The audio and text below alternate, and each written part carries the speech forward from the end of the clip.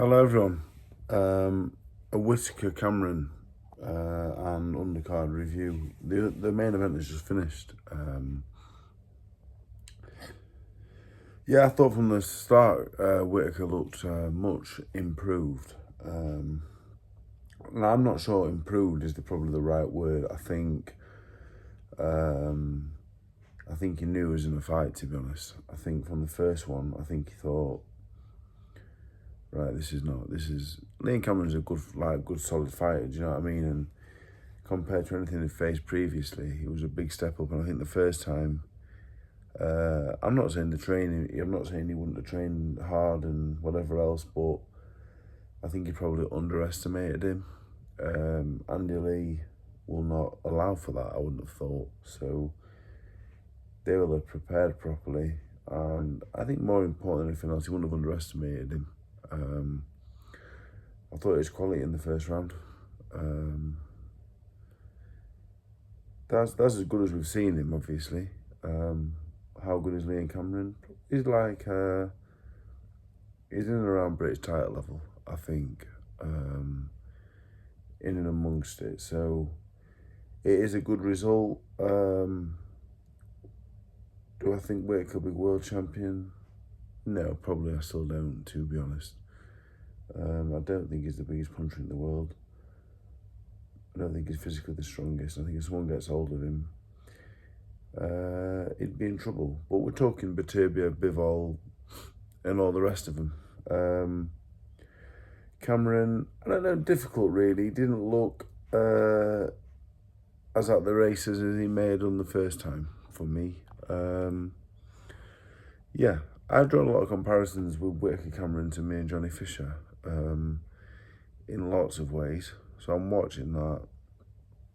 I'm taking something from it really. I think the kind of similarities drawn, but at the same time, Whittaker is an Olympic medalist. Like, he's experienced, and I think Andy Lee, by the looks of things, has took him back to basics, and he said jab, move, no showboating,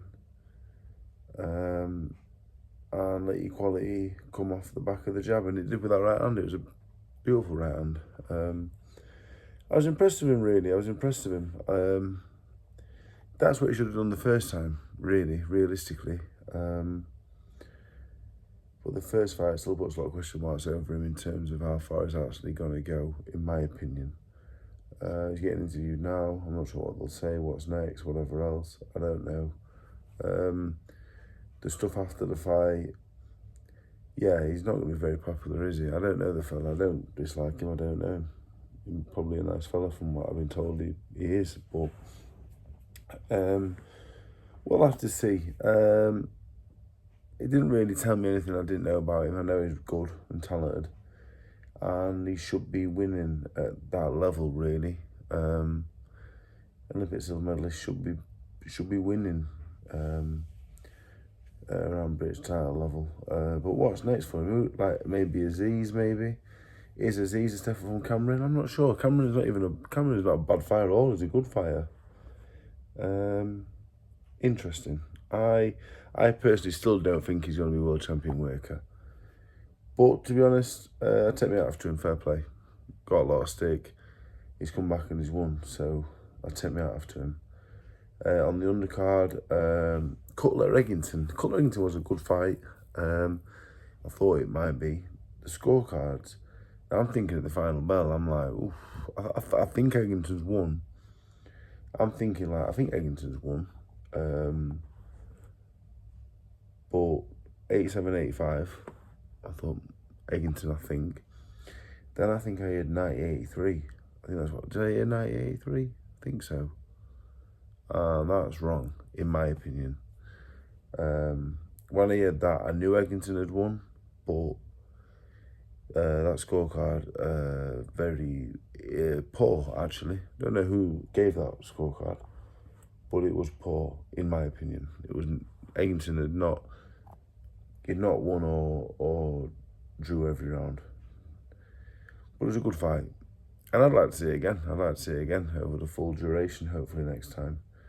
Just watching Andy Lee. I'm not sure what he's saying.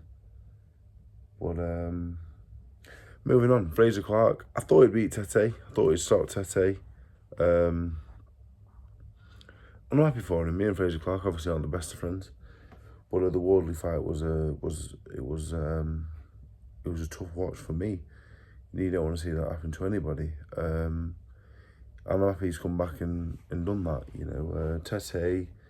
How good is Tete? I'm not sure actually. He's only boxed 3 fighters of any level and he's been knocked out 3 times. But yeah, Fraser Clarke did what he had to do. Fair play to him. Ahoga, Denny, Denny. I'll be honest. I thought it was going to be a really rough match and it was going to be a really exciting fight and there's going to knock lumps out of each other and it's going to be close.